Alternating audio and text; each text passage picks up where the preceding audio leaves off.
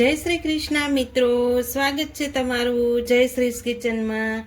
તો આજે આપણે બનાવીશું દૂધીની ભાજી, એક નવી જ રીતના। તો અહીંયા મેં વજનમાં 500 ગ્રામ જેટલી દૂધી લઈ લીધી છે, એકદમ તાજી અને કૂણી।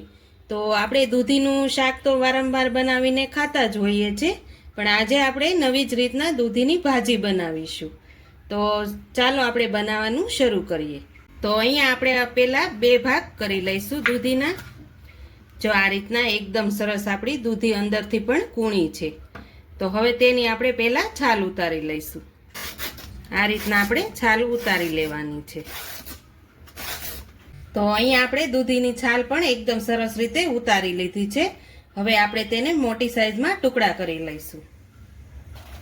તો આ રીતે આપણે તેના કટિંગ કરી લેવાનું છે। તો અહીંયા આપણે એકદમ સરસ રીતે દૂધીના ટુકડા કરી લીધા છે। હવે આપણે તેને બાફી લેવાની છે। તો અહીંયા હું કુકર લઈ લઉં છું। તો અહીંયા આપણે કુકર લઈ લીધું છે। હવે તેમાં બધા જ દૂધીના ટુકડા અંદર એડ કરી દઈશું। હવે તેની અંદર આપણે થોડુંક પાણી એડ કરવાનું છે। હવે સ્વાદ પ્રમાણે થોડુંક અંદર એડ કરી દઈશું નમક, અને થોડીક હળદર એડ કરી દઈશું। હવે તેને એકદમ સરસ રીતે મિક્સ કરી લઈશું।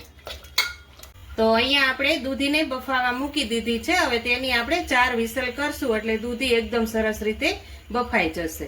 તો અહીંયા આપણી દૂધી એકદમ સરસ રીતે બફાઈ ગઈ છે, તમે જોઈ શકો છો। જો આપણી દૂધી એકદમ સરસ રીતે બફાઈ ગઈ છે। હવે તેને આપણે એક અલગ વાસણમાં લઈ લઈશું। તો અહીંયા આપણે અલગ વાસણમાં કાઢી લીધી છે। હવે તેને આપણે મેચ કરી લઈશું। આ રીતે ચમચીની મદદથી આ રીતે આપણે એકદમ સરસ રીતે મેચ કરી લેવાનું છે। તો અહીંયા આપણે એકદમ સરસ રીતે મેચ કરી લીધી છે। હવે આપણે તેનો વઘાર કરી લઈશું। તો હવે આપણે અહીંયા એક પેન મૂકી દીધું છે। હવે તેમાં આપણે 3 મોટી ચમચી જેટલું તેલ એડ કરી દઈશું। તો અહીંયા આપણું તેલ ગરમ થાય પછી તેમાં આપણે રાઈ જીરું એડ કરવાના છે। તો આપણું તેલ એકદમ સરસ રીતે ગરમ થઈ ગયું છે। હવે તેમાં આપણે રાઈ જીરું એડ કરી દઈશું। રાઈ જીરું ફૂટી જાય પછી આપણે તેમાં લીમડાના પાન એડ કરીશું। અહીંયા મેં લીમડાના પાનના ટુકડા કરીને લીધા છે, તે પણ એડ કરી દઈશું।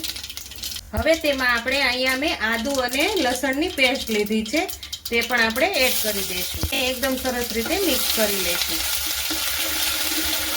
તો અહીંયા આપણું આદુ ને લસણ પણ એકદમ સરસ રીતે સતળાઈ ગયું છે। હવે તેમાં અહીંયા મેં મીડિયમ સાઈઝની 2 ડુંગળી લીધી છે ઝીણીને। હવે તે પણ આપણે અંદર એડ કરી દેવાની છે। હવે તેને પણ એકદમ સરસ રીતે મિક્સ કરી લેવાની છે। તો ડુંગળી આપણી એકદમ બ્રાઉન કલરની થાય ત્યાં સુધી આપણે તેને ચડવા દેવાની છે। તો અહીંયા આપણી ડુંગળી પણ એકદમ સરસ રીતે બ્રાઉન કલરની થઈ ગઈ છે। હવે તેમાં આપણે ટમેટાની ગ્યુરી એડ કરીશું। અહીંયા મેં મીડિયમ સાઈઝના 2 ટામેટા લીધા છે, તે પણ આપણે અંદર એડ કરી દઈશું। તો બંનેને એકદમ સરસ રીતે આપણે મિક્સ કરી લઈશું। તો અહીંયા આપણા ટમેટા અને કાંદા ઝડપથી ચડી જાય તો હવે આપણે તેમાં બધા મસાલા એડ કરી દઈશું। તો અહીંયા આપણે અડધી ચમચી જેટલો હળદર પાવડર, 1 ચમચી જેટલું ધાણા જીરું પાવડર, સ્વાદ પ્રમાણે નમક, 1 ચમચી જેટલું લાલ મરચું પાવડર, અને અહીંયા આપણે અડધી ચમચી જેટલો ગરમ મસાલો એડ કરું છું। ભાજીનો મસાલો આવે તે પણ આપણે એડ કરી શકીએ છીએ। હવે આ બધા જ મસાલાને એકદમ સરસ રીતે આપણે મિક્સ કરી લેવાના છે। તો અહીંયા આપણે બધા જ મસાલા એકદમ સરસ રીતે મિક્સ કરી લીધા છે। હવે તેને આપણે કાંદા અને ટમેટા એકદમ સરસ રીતે ચડી જાય ત્યાં સુધી આપણે તેને ચડવા દઈશું। તો અહીંયા આપણી ટમેટા અને કાંદાની ગ્રેવી એકદમ સરસ રીતે ચડી ગઈ છે, અને તેલ પણ ખૂબ સરસ એવું છૂટું પડી ગયું છે। હવે તેમાં આપણે જે દૂધી બાફીને રાખી હતી તે અંદર આપણે એડ કરવાની છે।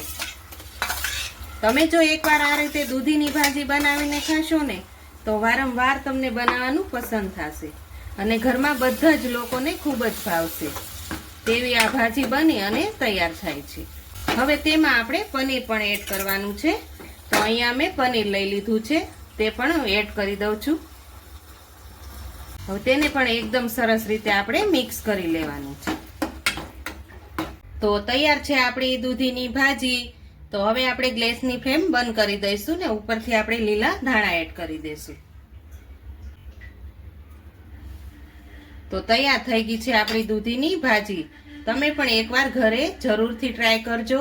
જો તમને મારી આજની રેસીપી પસંદ આવી હોય તો મારા વિડીયોને લાઈક કરજો, વધુમાં વધુ શેર કરજો, અને હજુ સુધી મારી ચેનલને સબસ્ક્રાઈબ ન કરી હોય તો પ્લીઝ સબસ્ક્રાઈબ કરજો ને કોમેન્ટ કરીને કહેજો કે તમને દૂધીની ભાજીની રેસીપી કેવી લાગી.